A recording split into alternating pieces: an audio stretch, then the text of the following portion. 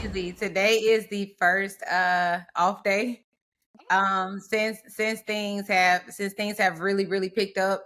I was fortunate enough when I got the call, like to already be at Georgia Tech and to not have to move. I think that was like the biggest thing. People were like, "What are you most excited about?" I was like, "I don't have to move."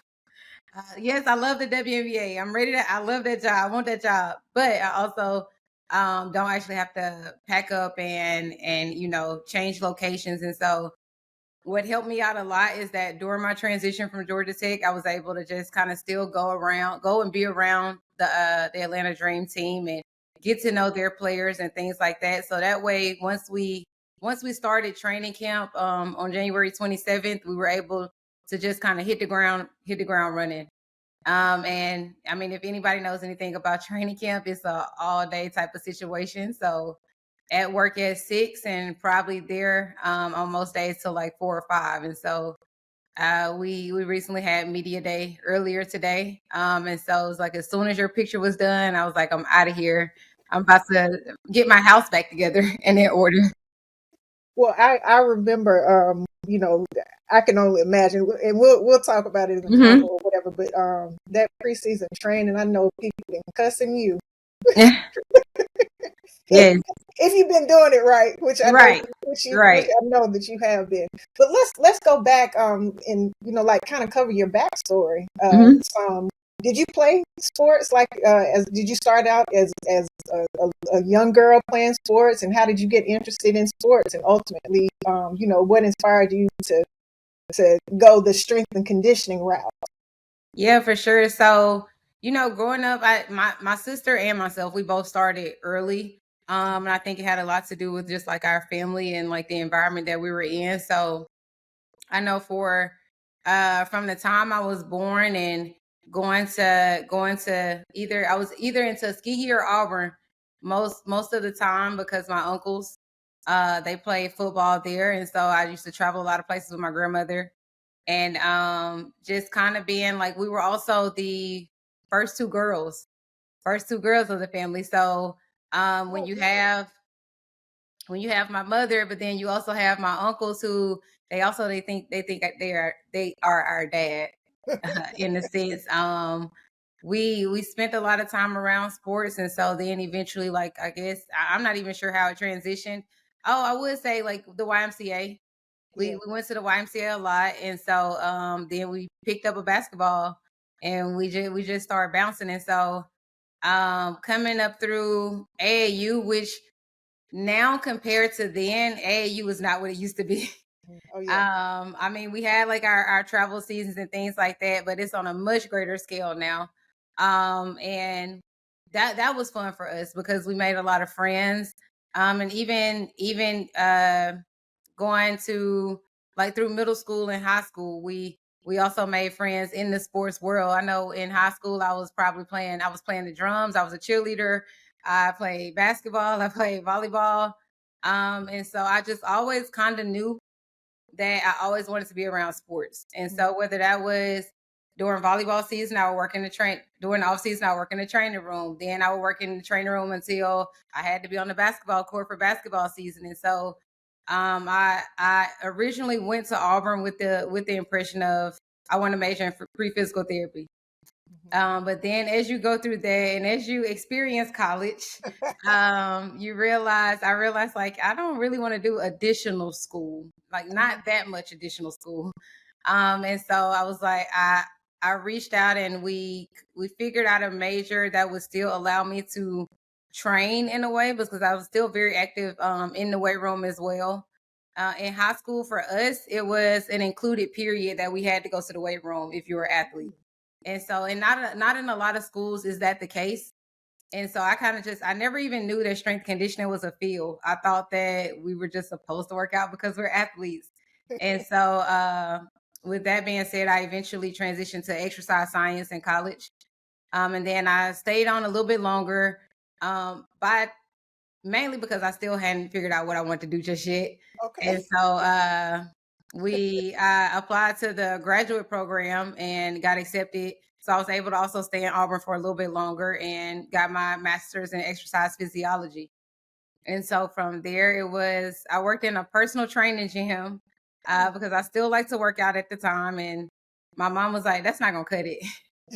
And yeah, she a sharpshooter, anybody that knows her. And so my instructions were to send my resume to every school in the surrounding areas. And so being at Auburn, that was Auburn, Alabama State, AUM. Just kind of put my stuff out there. And we actually had a family friend at the time that he was the athletic director at Alabama State. And he was like, we need a female strength conditioning coach. Wow. Women's basketball has requested one. And so still not knowing really much about the field, I think I'm going to work for women's basketball, but in addition, you're a full-time assistant with football. So football is always your priority.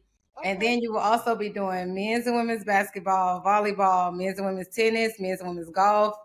And eventually, I think by the 5th year, I had also gained cheer somehow. So, ever since I kind of stepped into the collegiate world, I want to say a lot of my accomplishments at the beginning of my career was very geared towards football. Mm-hmm. And just people kind of recognizing me for my assertive personality and my fearless personality, and being able to house this 150-pound girl yelling at these 300-pound linemen like this. Right. Who does she think she is? Right. So then, speaking of that, you work in in men's athletics and women's athletics, and go to the professional rank. What's the difference? And let me ask this. Let me ask it this way: What is the difference with programs with men's athletics and women's athletics? Because there's a story, behind that. But what do you see, have been the main differences that are between the two? Men are more needy. Okay. Men are more needy. And there was that's a facetious way to say it. More so, they just like to be tended to, hand and foot. And I think the perfect place for me to fit like within that world was in understanding that I started out at Alabama State. So I hate to even make this general statement, but a lot of those young men had been raised in households that with their mom, and not necessarily with a father figure or a man like figure. And so I think pretty quickly, from the outside looking in, you would think that how dare she talk to him like that? But you also understand what a black mother's love is like. And it's tough, it's stern, but it's from a place of love. And so that's how I was able to, I feel like being able to tap into that's how I was able to get their respect. That's how I was able to kind of, I tended to be somebody that they kind of flock to, because I'm gonna keep it real, no doubt. But I mean, that's for the time that it's time to work. Like, let's focus on the work. And outside of that, I'm gonna ask you how your family doing, how your girlfriend doing, how are things at home. I'll ask them that, or let's go walk to the cafe and have lunch, or like being able to humanize myself as well. I think that helped on both sides. And then just I had somebody ask me one time, like, do you coach them differently? Right. And I said, honestly, I probably coach. It's like twofold. Like you can look at it in so many different ways. So when you have men that are needy, is I look at them like, I'm only a female. Like, your job in the world is way harder than mine. Yeah. Sometimes, like, I look at it like that, but then I also look at women in terms of like how much I had to sacrifice to get to where I am. We are not allowed to make excuses, and so I was not allowed to. The way I kind of looked at my job, and I feel like most people didn't understand at the time, was I'm not asking to miss work for a hair appointment. I'm not asking to miss work to go be in somebody's wedding, because now I feel like that's another opportunity for somebody to get one up on me. And so, like, do me and miss work to go be in a wedding? No, not often. And so I want to say I'm almost just as hard on the women as I am on the men. You just said something right there. Like women don't get a chance to make excuses. And being in a obviously I would think a male dominated industry. I've experienced that my whole career, playing sports, being in radio, being a DJ, whatever, right? Yeah, we don't get a chance to make excuses. But one thing about it, you're at the level that you are because you've been at what you do. And so you just said something, man. You just said something. And that's really dope that you get a chance to put that out in the atmosphere, but also instill that in some of the athletes and stuff that you work with. But let me ask you another question. So you've had an opportunity to work in the HBCU environment, and then in a PWI environment. What are the differences that you see, with those programs that I guess a lot of people don't necessarily know about, or in considering athletics and going to college and athletes and things like that? What do you see that the advantages are for going to a HBCU versus a PWI, and et cetera? Yeah, for sure. So I think. Okay. Yeah, I heard that. Okay. Okay. Cool. Yeah. Cool. Okay. So let's talk about a couple of things. So you've had an opportunity to work in the HBCU environment and a PWI environment. What are the differences that you see, in terms of, preparing athletes for that decision, with going towards an HBCU to play sports versus a PWI to play sports? What do you see the advantages are or the differences are? And, what advice would you give? Are you asking like what specifically would I would I encourage an athlete to do, or just like myself working in that field? What were the differences? Both, but Okay. Particularly athletes. Yeah. For athletes, like I'll never.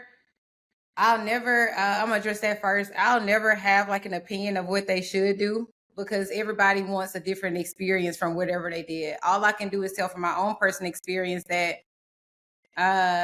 you grew up a lot hearing like the HBCU versus the PWI. I honestly did not know the difference until at Auburn we had a specific there was an event and it was a HBCU versus PWI, and I was like, what's a PWI? And it's like, where you at? And I was like, oh, I just thought it was a university, but let's go with it. So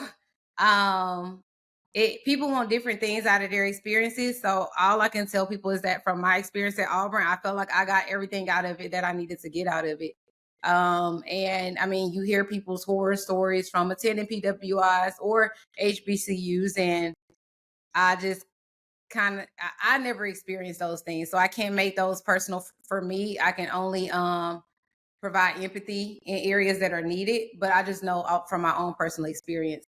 In terms of working, when I first got the job at Georgia Tech, I had a coach from Jackson State kind of reach out, and he was like, I kind of always like to check back in with people I work with and kind of see like what could we possibly do better here and things like that. And that was also under the Dion era of his time at Jackson State. And I would always say like no knock to Dion and everything that he wants to bring to Jackson State. I fully 100% agree with everything he's trying to do and like all the changes that he's trying to make. It's just a lot that you have to do in order to, if you say we want to level the playing field, it's a lot of action that has to go behind that. And that's more than just the appearance of the university. I think in a lot of areas it was, hey, we got to get a turf. Most schools practice on turf. Or, hey, we need to get facilities. Most schools have really nice facilities when you're trying to compete in their recruiting. And so I said we could have the turf, we could have the nice facilities, but also if the resources are just not there in terms of how we even supplement our athletes, if the resources are not there to provide them with training tables specifically for athletes, It really doesn't matter what the outer appearance looks like, because what are we? You still the athlete is the most important thing. Mm. And so how are you pouring into those athletes? And one of the examples I gave was, ever so often you have donors that give money, and we're able to go to Sam's and place this big order. Whereas at Georgia Tech, I had my own credit card. Like, I could go to Sam's every day if I wanted to, and made sure athletes had specifically what they need. If we had athletes, I'm able to give them vitamins every single day of the year, and even send them home with some, versus, for the month of May, the donors felt real generous. And so for May, we can supplement you with vitamins. But if you can't keep it long term, that's where you kind of lose the let's level the playing field argument. Wow. That's wow. So there is a disparity. There's a disparity in terms of what I felt like they thought should be the biggest investment. Mm. Mm. Wow. Yeah, that's that's important. And it makes me also think about, like, with the introduction of NIL, Mm-hmm. and athletes younger and younger being exposed to those opportunities, and having the advantage of possibly setting themselves up for life for life, and having a different thought about playing sports altogether. How would you I guess advise athletes, because there are athletes that are definitely going to be elite athletes, competing for those spots, not only at the college ranks, but just period, and they're going to get younger and younger and younger. How would you advise those athletes to prepare, and parents to prepare them? Is it that they need to focus on strength and conditioning? Is it that they need to focus on eating right? Like, what would you say makes an elite athlete, so that they can aspire to get to those NIL, I guess, ranks? You always have to keep the main thing, and if you want to excel in the sport, you have to be able to excel in the sport with or without the money. And so everything that comes with, if you're chasing the money and you're spending more time chasing the money than you are chasing a great mile time, or chasing a coach down to get in the weight room for workouts, that's where you already lose the battle. And so keeping the main thing in terms of, what do athletes need in order to survive? They need good hydration. They need discipline, and a commitment that stays long after the I cannot remember the quote, but the commitment that stays long after the opportunity, long after the opportunity. So a lot of times you'll see athletes, like, their commitment will fluctuate with whatever is going on in their life, and the commitment has to always be there. It's like you got to have tunnel vision for what you're trying to accomplish, and it shouldn't be. I feel like I hear a lot of athletes say, I got to feed my family. And I'm like, so your family don't have to work no more? Like, they still need to go to work. And you have to understand that when you're stepping into this NIL territory, you have to treat it like a job now. And so what I see a lot that's happening right now is the relationship aspect has kind of went completely out of the door. And that's what's kind of kept me out of professional sports for a long time. The Atlanta Dream wasn't the first call I've ever received, but it was the first call that I accepted, only because I was very much a relationship building coach. So I get to know my athletes. I get to know their personal lives, and as far as they will allow me to know. And I kind of never really wanted to be involved with the politics of professional sports, period.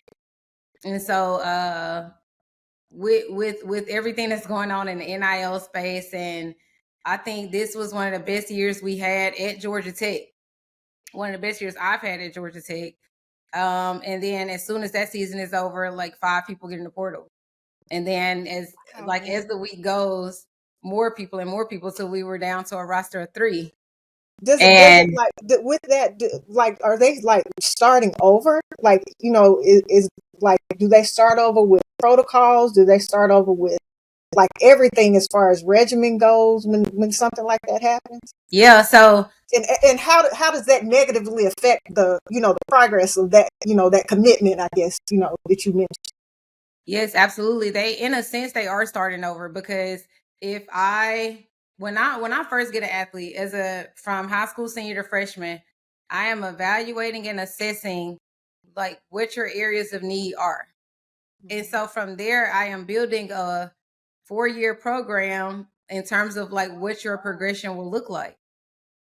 And so if you come in with, the way I kind of explain it to them is, if you come in with 20 deficits, it's not, it's almost kind of set me up for failure to expect me to correct all 20 deficits over the course of a year. But if we break it down and we focus on 4 and we keep building another 4 or 5 and we keep building, this is what your long-term plan will look like. Well, what does development even look like in my space now?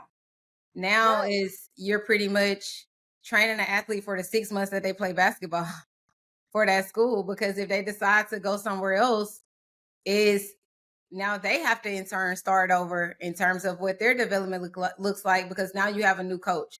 And the interesting thing about it is, I just feel like there's a lot of entitlement going on right now, in terms of when we did have players go in the portal. I had one player say like, "Hey, can you talk to my new strength and conditioning coach, because you know how I like to be trained." So it's absolutely not. Like, you chose to leave this area and this arena, so that coach will now figure out how you like to be trained. And that's not my job to tell another coach what to do with you. You have decided that you're going to step into a new environment. And so now, as much as, just like that coach just like you have to learn that coach has to learn you. And it's not a sense of gatekeeping. I'm not sabotaging you. Is I now have to focus on the players that decided to stay. And what's next for them. And now you spoke about entitlement and stuff. How does that change, you know, or not, when joining like the professional ranks? Because that's the next step. And you know, that was the talk, of course, with you know, this NFL draft and Shador Sanders and stuff, that whole entitlement thing. But you know, I have my opinions or whatever about it. But primarily, you know, he was preparing for this day since he was a kid, and he had the support of his dad and his family, and all of the tools and stuff necessary to prepare him for that. But so, you know, I didn't look at it as necessarily an entitlement thing, but at the same time, now since he's joining the professional ranks, those hands are off. So he essentially has to start over, like you were mentioning. So, you know, how does that translate for athletes, you know, jumping from here, there, and in yonder, with jumping in the portal and stuff, with that whole entitlement thing, and then expecting to go to the professional ranks and then it's all good? You got to be ready to grow. You got to be ready to be uncomfortable. You got to be ready to grow. And what my advice was, if the things that were happening here made you uncomfortable, and I've heard this was like, Georgia Tech was like Disney World compared to other programs that I've heard. And that was specifically engineered by our head coach. Like, she wanted to hire people of good character. So we wanted to ensure that our players enjoyed their college experience. We wanted to make sure that our players, our staff wasn't demeaning.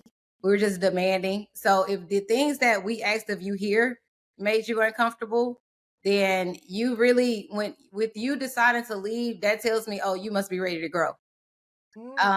Because you get to higher levels where, especially when the money becomes 450,000 or 400,000. Now that school has expectations of you, and if you do not deliver, you will feel so far on the outside of that program, because people are not going to keep investing time in things that are not yielding a profit.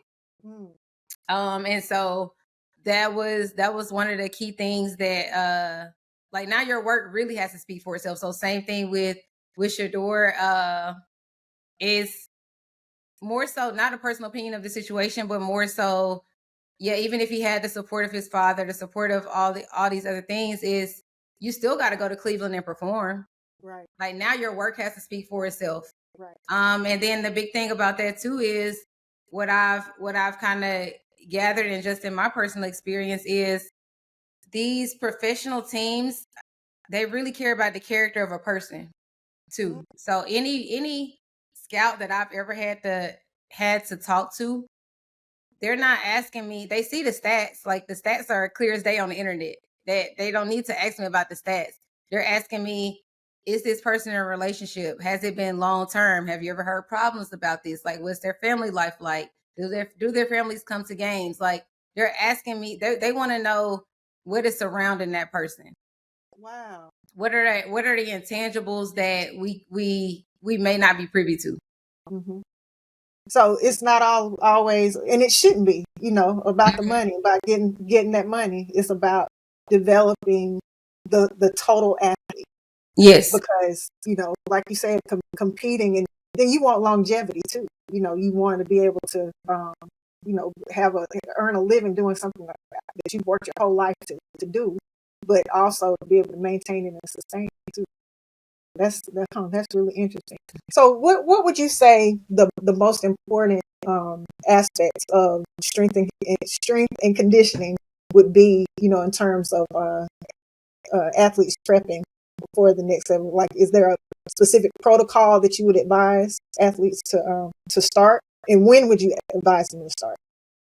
Yeah, for sure. So something that's kind of been I've been on my soapbox about for the past like 4 years is just functionality. Being able to move, being able to walk in a straight line. Can you sit down in a chair without having to grab the handles and brace yourself? Can you get up out of a chair without having to push down? And so what we're seeing is a lot of high school and coaches that, like, just little Instagram coaches, and they doing all the cool stuff that is like worthy and comment worthy, but then it is hindering the growth and kind of harming the athlete more than it's helping, as they prepare to come to the college level. And so with that, what I'm seeing is, and this is definitely working with football a lot, is football and men's basketball, because this is so memorable only because, like, now you kind of affecting a man's ego. Is if a guy come in and they say, "Hey, Coach Jack, I squat 315," and I'm like, "Okay, let me see it. That's good. Let me see it. Straight out of high school, let's go." They do it. I'm like, "No, you do not squat 315." And it's like, "Yes, I do." I said, "You squat 315 wrong, and that is gonna hurt you. So let's take some weight off and let's get our squat form together. Let's make sure that even running mechanics, I cannot tell you how many guys, like, we might do speed development and they might start at the line. I'm like, okay, 2-point stance, and it's like they got the same arm and same leg up, and I was like, I said, just go. Like, you run and you let me know how that work out for you. It is opposite arm, opposite leg. Everybody knows this. So, there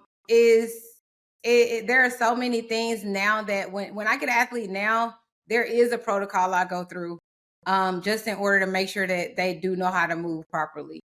It's our movement screen. So I make sure you know how to squat. I make sure you know how to lunge. And this is all without any weight. Do you know how to squat? Do you know how to lunge? Do you know how to, can you do a bench? Can you do a push-up? Can you do a pull-up? And then now, look, I just want to see a regular run. I don't need you to sprint. I don't need you to get 4.3 in the 40. I just want to see you regular run. Do you know how to drive your knees up? Do you know how to use your arms to pick up speed? And so those are functionality of movement. And movement efficiency are some of the key things, because also if it's not football, as you grow, and as you matriculate through to the next level and to professional, we are rarely touching heavyweight. Rarely. Really? We are doing things that are going to make you a agile basketball player on the court. We are doing things. If you just come in and you need to gain strength, then we're going to do it in a smart way, more so with tempo, more so with isometrics and eccentrics and things like that, in order to activate those muscle fibers and help them grow. We also have various ways that we supplement you in order to see that muscle growth. So there's not the old way of testing 1 rep max to see who's the strongest person in the room. Those things are long gone, or at least for me and my philosophy. I always tell my coaches, and they always think it's a pretty cool line, but I always tell my coaches, like, the best ability is availability. So is this player available to get on the court? Is this player available to perform for us? Do you still see that there's like what used to be a significant difference with injuries, like with women and men? Is there a difference? Because I've torn my ACL twice. And that was a long time ago, but at the time it was like girls are just susceptible to injury. Why is that? I mean, I know it probably has something to do with the way our bodies are structured, but why is that, and how can you like prevent it? How would you advise that? So when you first asked the question, I kind of chuckled a little bit, because people think I get outlandish, and I'll take something to the moon. Okay. And so I always say, like, this new generation, I said, all they do is they stay on those tablets, they stay on those phones, they play those video games, they never go outside and play. If a kid I had players get sick before, and I was like, I could tell you never used to drink water out the water hose. Like, it's just little things like that. But I think about, like, the fact that in elementary school, like, I walked to school every day, I was running from dogs, like little things like that. And it's not like every road or every sidewalk you see is like as perfect as a track. So you stepping in potholes, you're stepping on rocks, but it's like our generations, like, we built the resiliency. Our body built resiliency to such things. And it obviously still people still got hurt or whatnot, but like just the uptick of injuries. And so I had a bowler, because I also coached bowling too. I had a bowler, stepped off the curb, twisted her ankle, like grade 3 sprain, high ankle sprain. So it's like, just little things like that. It kind of put me back on that soapbox of, y'all got to get outside. Y'all need to experience the environment, and that will build resiliency. But in regards to like the differences between men and women, there are definitely the way our bodies are made in terms of like hip curvature and all of those type of things that can in tune affect like our meniscus and our ACLs and things like that. So again, with that functional movement, it is of key importance to know how to fall in love with the basics. So it's a lot of things that I at least start our warm up. My workout with right now, the WNBA, our workouts are 30 minutes. And maybe 15 of those minutes this is us preparing our bodies to even lift weight. So we might be doing single leg squats to the bench, like just sitting down, standing up, but figuring out how to align our bodies so that we're distributing force properly. The one thing I love jump training too. And so another thing about that, I kind of always educate my athletes on, with my jump program, we will jump higher, but the higher you jump, what's even more important is how you land. So I'm teaching them how to land. It's literally us taking our shoes off and saying, can everybody point to the ball of your feet? This is what creates the most ankle stiffness and the most ankle stability. And so then we will transition to boxes, and we will just fall off the box, no certain type of technique or way, because a lot of things in sports doesn't happen as we always practice. And so we'll fall off the box, but the one thing I'm checking for is, are we landing without our knees caving in? Are we landing with stiff ankles and landing on the balls of our feet and not just on our toes? Because a lot of coaches teach light landing, and a lot of players hear that as land on my toes. And it's like, no, that's not creating any ankle stiffness. A lot of things that we do is without shoes. So that without shoes, without ankle tape, without ankle braces, so that we can constantly make sure that we're training our ankles, even without it being a specific ankle movement. Man, where were you like X number of years ago? X number of years ago. Yeah. Because, oh man, that's wow. It's very technical, but as a former athlete and understanding what you're saying, it totally makes sense. And if you get those mechanics and stuff in your head, and your body will naturally, morph the way it's supposed to. But yeah, where were you? My goodness. you could have saved me and my parents a whole lot of. But yeah, that's really dope. So we got to talk about DST, and we got to talk about your mom, and thank her so much for being my plug to get to you. But you're a legacy. You're a legacy, Delta Sigma Theta. So you got to tell me, not only I know your mom was an inspiration, but why Delta Sigma Theta? What inspired you to join the ranks and continue the legacy, and how are you preparing to maintain that legacy and what you do professionally every day? Oh yeah, for sure. So my mom is definitely an example of ambition, very goal driven. Obviously she was huge in education, which a lot of other Deltas are. And so I was around it my entire life. So like started with Delta Gyms, and then you go Deltine, and I was surrounded with like just a bunch of great women who personally invested in me, personally poured into me. And like even my sister's godmother, which is my mom's best friend, but I also call her my godmother too. I know I have a different godmother, but she was somebody who, like, even her personality, like just always having her around. And so when I got to, it was kind of one of those things where it's like, I want to be like my mom. I don't want to teach though. I want to be like my mom. Same. And so when I got to Auburn, the women that, or the young ladies at the time, the ones that kind of stuck out to me were most, and it may have been a bias already there, but it was the Deltas. They were service oriented. The sisterhood was there, like you were always going to see them together.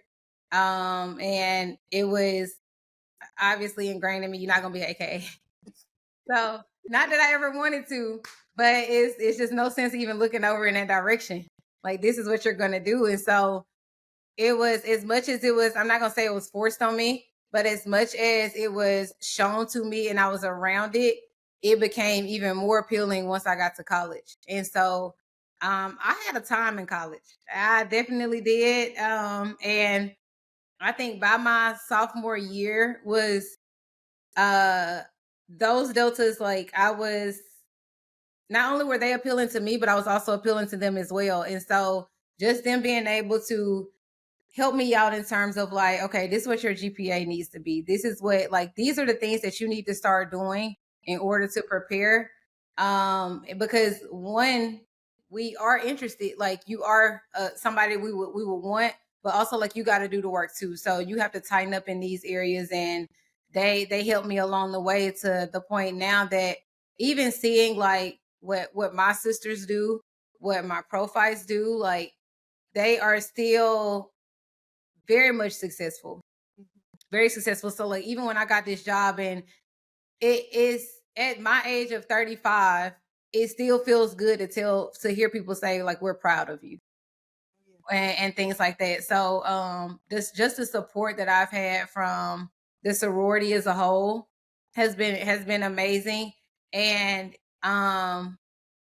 it opens up your network to the people in the right spaces and places as well. So even if there wasn't a direct connection for me getting from Georgia Tech to the WNBA, there is still some type of connection along the way that indirectly kind of maneuvered that process. And so as you continue to, and I just love the fact that you see somebody like, hey, Soror, and it's like it's just that instant connection there. And so it's been an amazing thing to be a part of, and I want to continue to keep building on like who I am as a person. I think the most important part too was at Kappa Upsilon, we were also taught like this sorority does not make you. You have to, it enhances you.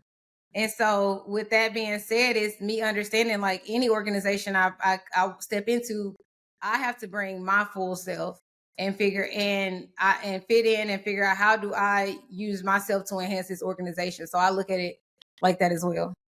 So what's next? I know you are getting ingrained with the WNBA and the Atlanta Dream, but say 5-10 years down the road, where should we see Shannon? Okay, I'm probably say like 2 years down the road, okay. But Let's go. it's like 2 years, 1 year.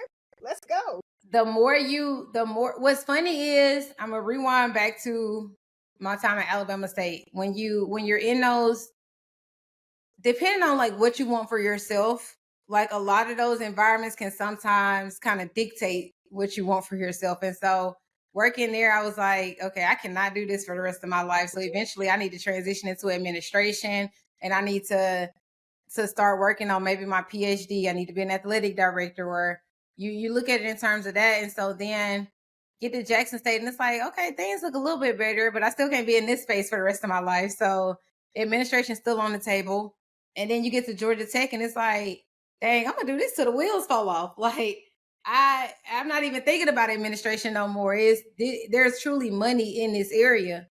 And so what was ironic about the Atlanta Dream call was they hired a talent acquisition agency to kind of start like, these are the positions we need to fill. Y'all are pretty much in charge of doing the leg work and bringing us back great candidates.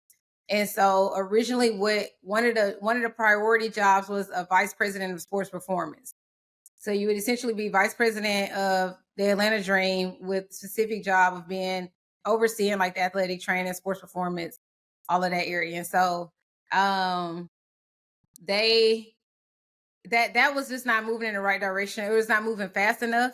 And so then they had to kind of pivot and plug in a strength and conditioning coach.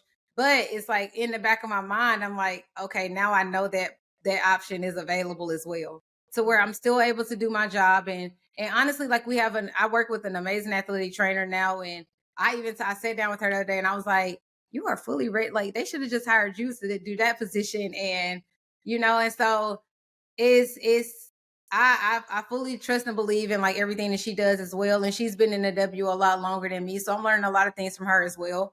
And so, but in the back of my mind, it's like, I know that position, whether that's here or whether that's with another team or whatever, it's like now when you talk about what's next, now that's next. Like being able to oversee a sports performance team, whether that's for the WNBA, NBA, whatever the case may be.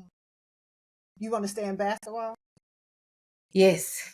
Okay. Yes, I do. A lot of people want me to go back to football, and I'm like, y'all, I don't like to be outside like that. Like, I just made it work. But I'm an indoor sport girl. Okay. I do not want to be outside. But it's a fun environment, no doubt. And like I had a former intern from Georgia Tech. He came to watch me like for my first week with the WNBA. And he was like, Jack, this not you. This not you. And I was like, how this not me? And he was like, it's just no energy. It's like, I said, we grown. We are grown women now. And so he said, well, this summer, like we had so much fun. We was setting up workouts. We was setting up the sleds on the football field, and the team was flipping tires. And I was like, yeah. And I said, I can see why you are having fun doing that. You are in your 20s. I've been doing this for 11 years. I am now ready to sit back and just communicate. I don't want to jump around, and that's not me in real life. That was my coaching persona, because at the college level, like, that's what they needed. I had needed to bring the motivation and the excitement and the fun and all of that type of stuff. These women are here for a job. So just like they looking at the watch, like, what time is practice over? Because I got to go do this. Like, I have grown women stuff to do after this. And so I said, so I completely understand why that is the space for you, but this is now the space for me. Shannon, it's been a pleasure to talk to you, and like as a woman in sports, and doing your thing, and being someone that not only young girls can look up to, but men too. Men too, and the fact that you are in charge of people's essentially their careers, and the trajectory of whether or not they'll be able to compete in things, I think is so admirable. How can folks reach out to you? Are you available for folks to hit you up and get advice, whatever? How can people reach out to you? Yeah, so I spend most of my time on Instagram. Okay. If you want to reach out to me on TikTok, you got to send me something funny to get my attention. Because I'm just scrolling on TikTok, but on Instagram, my name is Shannon AJ _. I want to say, let me check for you, because I literally just changed that as I got the Atlanta Dream job, because it was not a way for me to Shannon AJ _. Reach out via Instagram. You can also reach out via Facebook. That may just take a little bit longer for me to get to you, but Instagram, I see that every day. Cool. Shannon Jackson, thank you so much for joining me on the podcast, and I look forward to just supporting you, and of course cheering you on, doing your thing. I'm definitely coming over to check out a game and cheer.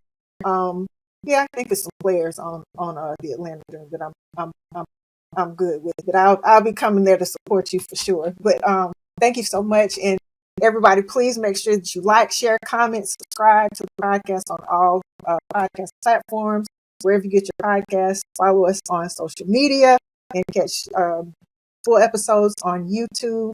And thank you so much again, Shannon. We will have to do a part 2. So once the Atlanta Dream does their thing this season, we'll do a part 2 and see how. Yes, for sure. Cool. Thank you for having me. I really appreciate it. Thank you so much. You can support Grown in Greek by subscribing to the podcast, shopping our exclusive luxury accessory line, or purchasing books from the D9 Book Club by visiting our website at growningreekpodcast.com. Don't forget to like, comment, and share on social media at Grown in Greek Podcast. Thanks for watching.